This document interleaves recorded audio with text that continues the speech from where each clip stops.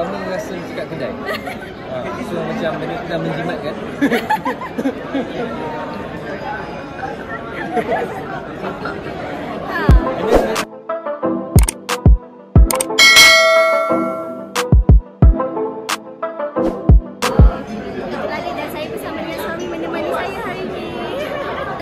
Apa yang menarik saya? Siapa Ramadan kali ni Syuk merasa macam mana untuk Ramadan? Bukan. Oh, saya interview. Okey. Macam tu lah jawapan saya. Saya betul tak? Geram Okey. Tak, sebenarnya kita orang bekerja. Sri masih lagi teruskan bekerja untuk 50 episod.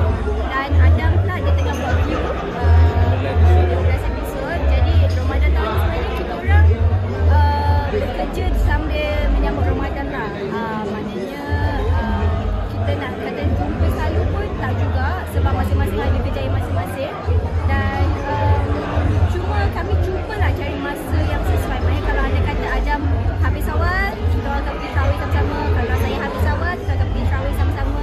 So kita orang cuba nak blendkan jadual masing-masing untuk tahun ni. Itu juga kan? Awal, tapi sahur selalu dia isteri saya akan buat preparation lah. Dia akan masak. Sabarlah, cuba yang terbaik untuk gigi yang ni.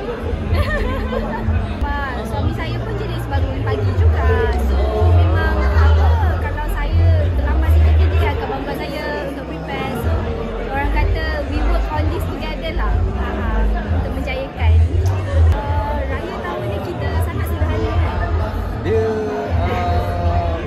macam mana nak cakap, tahun lepas, tahun ni kami rasa benda ni akan terjadi lagi sekali. Sebab tahun lepas ni kami buat simple saja, kami cari last minute barang, baju raya semua last minute sebab masa simple. Ada masa nak mencari lah pada awal. Sebenarnya memang plan sebelum Ramadan nak cari baju. Tapi baju raya pun keluarkan Ramadan. Kami pun syuting susah nak bertemu tahun ni. Kalau kata preparation raya ni sangat sederhana. Sebab photographer tengah nak orang kata tengah nak selesaikan kami punya rumah. Tengah under renovation, under construction. So saya dengan suami tengah betul-betul orang kata priorities untuk rumah baru lah. Tahun depan. InsyaAllah kalau tahun depan ada rezeki, of course kita akan ada proper planning lah. Sebab yelah rumah dah siap kan, so boleh ajak family, kawan, next year punya plan insyaAllah. Masa saya bujang, saya banyak masa. Banyak masa Saya banyak masa untuk preparation saya sebab mungkin lelaki adalah simple, itu bukan adalah mitos, itu adalah benar. So bila saya dah berkahwin ni, alhamdulillah saya tersusun dengan kata aktiviti macam Syed akan kita sama-sama, tapi Syed akan aturkan macam mana, okey ini raya macam mana, second day raya macam mana. Sebab untuk saya pula memang mama jenis yang dah tahu nak plan apa untuk raya. First day warna apa dah ada, second day warna apa dah ada. So untuk suami saya yang sangat simple, orang dia akan macam macam ni rupanya korang punya raya. Dan alhamdulillah dia seorang yang akan explore dan cuba nak faham kerana isteri dia dan raya macam mana. Dan alhamdulillah lah, saya masih sama. Bezanya bangun pagi ada suami kat sebelah pagi raya. Malam raya pun masih tolong mak saya memasak, preparation apa semua. So tak ada benda yang beza melainkan ada dua keluarga nak pergi untuk beraya. betul. Itu je lah yang beza. Masing-masing dekat. Betul, dekat. Ada. Sebelum kahwin pun ada. Awak ada request kuah lodeh? Oh, kuah lodeh.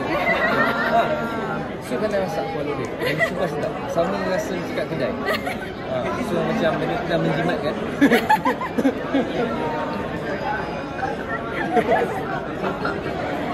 Hanya tahan pagi masak pun malam boleh makan, tak basi lagi.